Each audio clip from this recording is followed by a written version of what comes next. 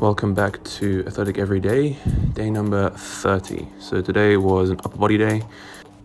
As usual, I like to warm up with a little bit of skipping before I moved into some upper body mobility to make sure that my shoulders, my back, my scapula, they're all moving well before I get into any of the heavier movements or the more dynamic movements. And the primary focus of my upper body training routine at the moment is to improve my muscle up form, so I'm just training that 3 times a week, and to improve my overhead press strength. Those are the sort of main 2 focuses that I'm aiming for. Why muscle ups? Because muscle ups are probably the most athletic exercise you can do with your upper body. I don't know, maybe there's some other ones, or maybe there's some equivalently athletic exercises you can do with your upper body, but I think muscle up is definitely up there. Upper body wise, I think it's like the gold standard. If you're able to muscle up, then you're able to be an upper body athlete, if that's a thing. And I think the reason I'm focusing a lot on pressing at the moment is because it has a great deal of carryover between all of the disciplines I'm working towards. So if you can overhead press your body weight, then you're at least going to have a good amount of strength to be able to do one handstand push-up. And this also carries over into my Olympic weightlifting training as well. So when I get back into doing weightlifting after this program is finished, I would quite like to be able to get beyond 125 in jerk. And I think the thing that's limiting me with that at the moment is my overhead strength. Now, there is debate as to whether strict press has a good enough carryover into the jerk and the split jerk. But my philosophy is this: if you're really, really strong in your upper body, it's not going to hurt your jerk. So on these upper body focused days, I'm just trying to get stronger, but also work on the form of these different movements and make sure the form is really, really nice every single time I'm doing each one of these things. And with regards to my long-term goals, when it comes to athletic ability, I figured I would just put it out there into the universe. So I'm going to read off of this list of my current athletic goals and where I want to be going with my athleticism. So a 40 plus inch vertical jump, and to be able to dunk from standing, windmill, and between the legs.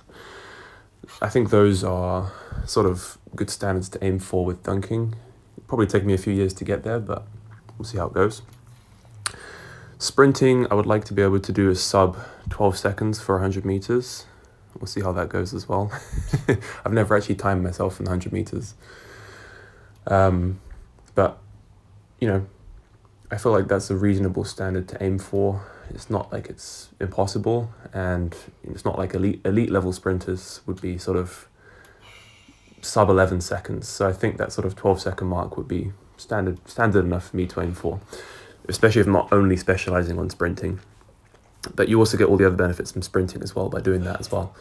Now, tricking wise, this was inspired obviously by Clarence Kennedy. I love the fact that he's able to do tricks, and I want to be able to do them as well. Gainer, be able to do a gainer, a Webster, a cork, Arabian, a wall flip, and a cheat gainer. And strength and weightlifting goals. I want to be able to get a 200 kilo back squat, or 2.5 times body weight or higher. 3 times body weight deadlift, 2 times body weight clean and jerk, 1.5 times body weight in the snatch. So just calculating those numbers now, that is 220 kilos in the back squat with my current body weight of 88 kilos. That is a 264 kilo deadlift, 176 kilos in the clean and jerk, and 132 kilos in the snatch. I think I generally prefer to have body weight totals or body weight multiples as goals, as opposed to just some arbitrary number, because it's kind of like horsepower in an engine. So for every body weight multiple that you can squat, that's an extra brake horsepower. So if you 3 times body weight deadlift, you have 3 brake horsepower.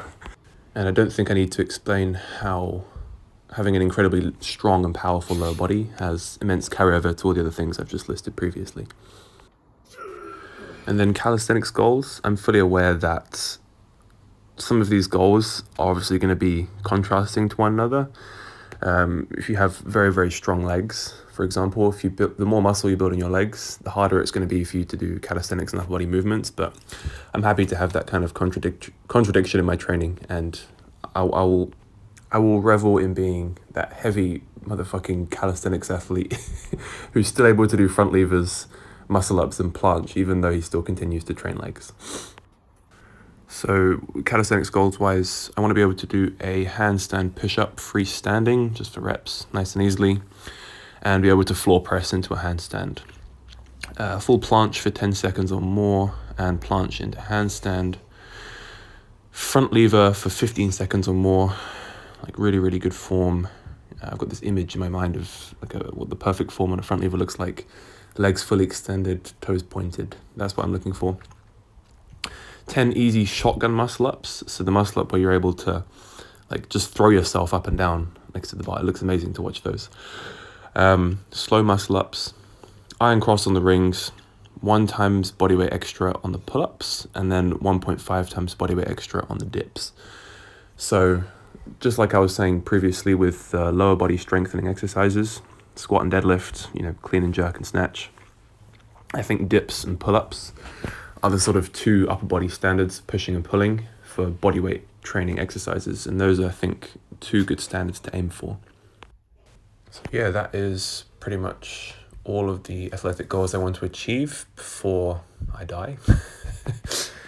I'm aware that there's probably going to be some contradiction in how well I'm able to achieve each of those things. For example, as I just mentioned with the calisthenics and the lower body training, but again, that's a contradiction in my training I'm happy to take, and I'll do whatever it takes in order to achieve each one of these individually. So at the moment, that is the 40-inch vertical for me.